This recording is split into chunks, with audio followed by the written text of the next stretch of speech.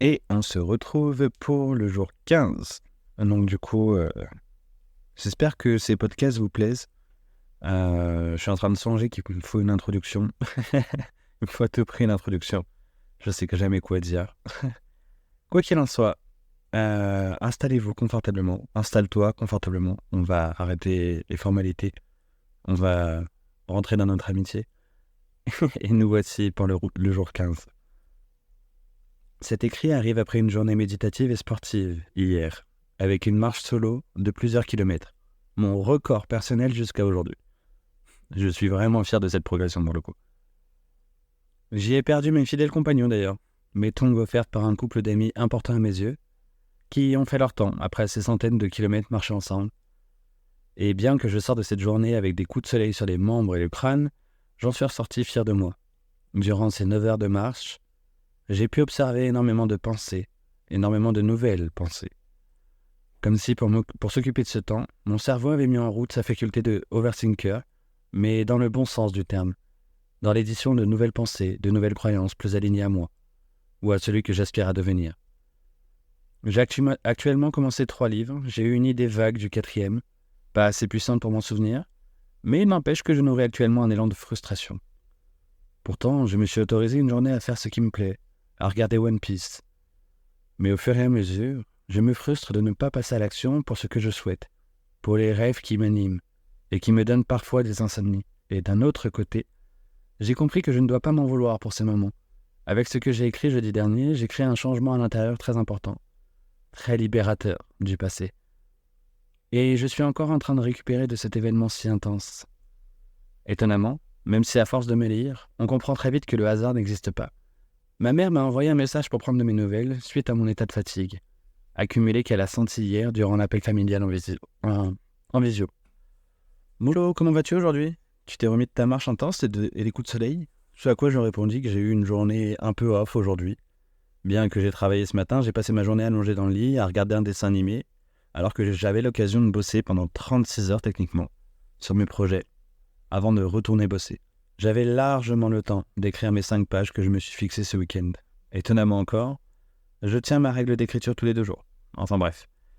Quoi qu'il en soit, ma mère à qui j'ai envoyé le message destiné à mon père, ce fameux message du jour 11, de l'Ave Maria, ce message envoyé lors de la nouvelle lune en Capricorne, enchaîna avec ce message qui fit un impact dans la courbure du temps. Ce message qui arrêta encore une fois, dans ce lieu déjà hors du temps, pour laisser passer la lumière de ces mots, la libération des mots. Pour resituer, nous sommes à environ 1 semaine de l'anniversaire de mon père, sa peur de mourir est revenue en force. Et il était interdit de revenir travailler tant qu'il ne voyait pas le médecin de son travail, donc considéré comme malade dans son environnement. Il a survécu à un cancer de la peau, qu'il a guéri avec de l'immunothérapie pendant 1 an. Bien que ce soin lui a fait des phases compliquées, et parfois très longues, il s'est toujours accroché, a toujours persévéré. En même temps que je suis en train de lire ça, je me dis, en fait, je vous ai fait un putain de spoil, et il faut que j'arrête de dire ce qui s'est passé, il faut que j'arrête de réagir. Sorry, not sorry. En même temps que j'écris ces lignes, j'ai encore une de ces mystérieuses impressions de déjà-vu. Ces impressions que j'ai associées au fait que je sois en train de me diriger vers la vie que je veux, la vie que je désire, la vie par laquelle je mets les actions en place. Ce qui est encore plus surprenant, pour moi du moins, c'est que cette impression de déjà-vu arrive quelques minutes après ce message de ma mère. Tu as bien fait, mon Flo. Merci pour le travail de guérison que tu as entrepris vis-à-vis de papa. Il revient de Gustave Roussy, son hôpital pour son suivi. Et le TEP scan est bon. Il le voit dans 3 mois. Je suis tellement soulagée et reconnaissante. Pourtant, j'ai encore ce léger sentiment d'imposteur. Qu'ai-je fait en réalité ? À part vivre une crise égotique emballée dans un torrent émotionnel et écrire des mots sur mes mots. Cependant, diminuer l'impact d'un événement ne sert à rien. Si un événement reste important pour quelqu'un, alors il est inévitablement important pour les personnes qui tiennent à cette personne selon ma perception des choses. Ce que j'ai fait en réalité remonte à bien plus loin comparé à ce message. Il y a 1 an de cela, j'approchais de la fin de l'apprentissage de ma guérison, de la compréhension de ces interactions, de ce vers quoi je tendais. Il y a 1 an, je ressentais déjà beaucoup de choses, mais je ne les ai pas posées sur papier, malheureusement. Il y a 1 an, j'ai pris la décision de guérir. Mais pas de guérir de n'importe quoi. Guérir de ma dépendance affective, guérir de ma séparation avec la source. Guérir le chaser blessé que j'étais, que j'ai laissé se construire en automatique, en confiant les rênes de ma vie à mon ego, cet enfant blessé, à qui j'ai demandé d'agir comme un adulte, alors qu'il était bloqué à différents âges, différents traumatismes de mon enfance. Il y a 1 an, j'ai pris la décision de guérir, coûte que coûte, et de m'offrir la possibilité de vivre une vie entièrement différente, de quitter cet état de souffrance constant, pour devenir responsable, pour enfin créer mon bonheur, pour devenir indépendant, affectif, selon l'accompagnement de mon mentor. Il y a 1 an, j'étais au bout de ma vie. Je venais de me faire virer, ou du moins j'étais en instance pour être viré. Il y a 1 an, ce fut un grand chamboulement, et j'entrepris de me lancer dans mon activité de DJ à partir de mars, uniquement. Uniquement DJ, uniquement mon entreprise. Il y a 1 an, je cherchais un objectif qui me fasse bouger. Il y a 1 an, je cherchais encore cette solution à l'extérieur de moi.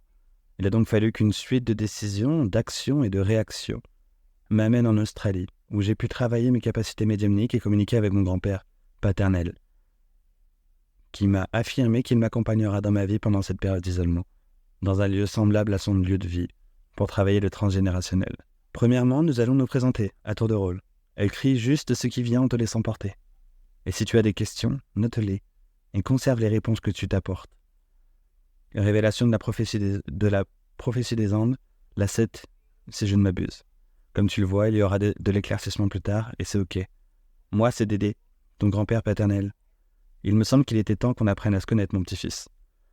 Je serai ton guide familial pendant cette période de solitude, de découverte de soi, au milieu de la terre. Ensemble, on va travailler le transgénérationnel et le karma de notre famille, dans laquelle tu as décidé de s'incarner. Horus continue de t'accompagner encore sur le plan spirituel, ainsi que Kazelan. Tu comprendras plus tard. Effectivement, ton lien avec le monde latino sera un des apprentissages que tu vas vivre. Spoiler alert, nouveau physique, nouvelles compétences, reconnaissance, début de vie de digital nomade, concrétisation d'ici l'anniversaire de Perrine, augmentation de l'énergie, compréhension, compétence, alignement avec ton âme, foi, amour, tolérance, gratitude et lâcher prise. Signé par Dédé, le papier inconnu. Ça me fait bizarre de transmettre cette expérience, que tu considères qu'elle soit réelle ou non importe peu. Quoi qu'il en soit, le fait de réécrire ces lignes et d'avoir appris à prendre une information puis la lâcher pour qu'elle refasse surface au meilleur moment, me permet alors de prendre conscience de cette évolution. Car officiellement, ça fait 1 mois que je suis arrivé dans ce lieu d'isolement. Après une longue période de rejet, de frustration, de déni, d'envie de fuir, de colère et d'amertume, j'ai accepté cet environnement que j'ai manifesté à un moment donné, ou à un autre dans ma vie. Et même si ce n'est pas moi qui l'ai manifesté, le fait que je me retrouve ici a pour moi une raison. J'aurais pu me lancer encore plus dans le monde du DJ, développer mon entreprise en Australie, mais après ces différentes crises, ces différentes émotions traversées pendant la période des fêtes de fin d'année, ces fêtes qui ont été à l'opposé de tout ce que je connaissais, j'ai décidé de rester. Et de rester tant que je n'ai pas écrit 4 livres, validés par au moins 10 personnes. Et à ce moment-là, on verra. On verra ce qui se propose à moi, quelles sont les opportunités de cette réalisation de soi. Après cet échange avec mon grand-père paternel, mon grand-père maternel prit la main, en ce 16 décembre, jour de ce début de contrat de travail. « Eh bien mon pompon, André t'a fait une introduction en trombe. Il a beaucoup évolué en ce laps de temps, tout comme toi. C'est fou comme je suis fier de toi, mon petit-fils. Oui, j'ai eu peur pour la drogue, et j'ai toujours un peu peur, mais j'apprends à te faire confiance, autant que toi tu le fais pour toi. Tu m'impressionnes vraiment, car je n'ai jamais compris tout ce que tu comprends sur Terre, et tu as encore tellement à découvrir. Recentre-toi. Oui, l'exercice est rude. Laisse-moi m'introduire. Cher Merlinien, celui qui maîtrise les énergies et la loi de la polarité mieux que quiconque. Il te propose de t'accompagner, il est accessible dans la fréquence du silence, que tu découvriras prochainement. J'ai toujours vu ce côté artiste en toi, mon grand. Même si je n'avais pas appris à m'exprimer avec mes mots, ma fierté et mon amour, et j'ai parfois l'impression de t'avoir tout de même imprégné de mon langage. Tu vois, le classique, ça reste agréable finalement. Puis la discussion enchaîna avec un moi futur, l'ex de Mystère, qui est malheureusement... Oups, je me suis cogné. Bref, ça c'est sa vie. Et un léger message d'un enfant, qui serait mon fils apparemment. Ce fut un exercice éprouvant. Mais 1 mois plus tard, je comprends certaines choses qui ont pu être dites. À l'époque, je pensais écrire pour Rise and Unity. Je voulais relever la tête suite à ces enchaînements de séparation, comme si j'avais déchiré les dernières pages qui me retenaient à mon passé, à des relations qui n'existeront plus, du moins pas dans les circonstances du passé. Ce qui me fascine dans cette aventure, c'est que le changement que j'entreprends personnellement se reflète sur différentes personnes. Mon frère s'est lancé un peu plus dans l'entrepreneuriat et continue d'investir en jouant, car c'est sa manière préférée. Mon père parle maintenant à son subconscient et à son corps, même si je n'ai pas plus d'informations.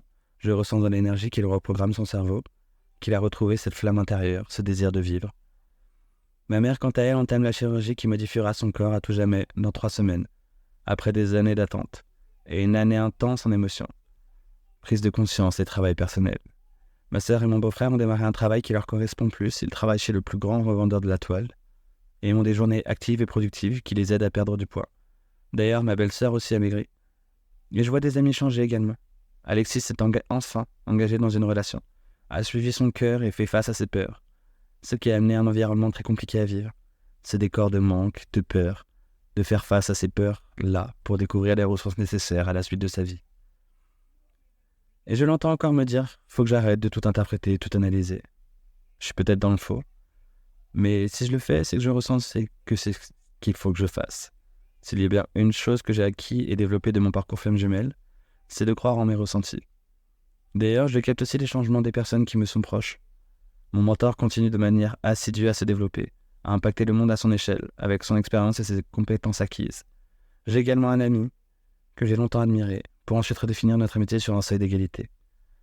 Il entame un changement physique tout en préparant lui aussi encore plus de projets, aussi fous les uns que les autres.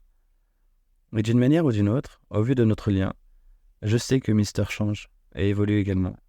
Il se donne enfin les moyens, il est de plus en plus constant au niveau du développement de ses réseaux et de ses business. Je sais même qu'il fait face à ses peurs et croyances. Pouvoir trouver la femme qu'il mariera, qu'il aimera alors qu'il est en train de changer, et qui l'aidera à atteindre cet objectif car au fond de lui, ce qu'il attend, c'est probablement de trouver cette énergie féminine, capable de le soutenir tout en étant indépendante, une personne complice, qu'il accepterait tel qu'il est. Ce qui reste drôle dans la contemplation de ma vie, c'est que je sentais que ce vendredi déclencherait une nouvelle énergie. Et au fur et à mesure de la suite de discussions avec ma mère, nous parlions du positionnement des planètes.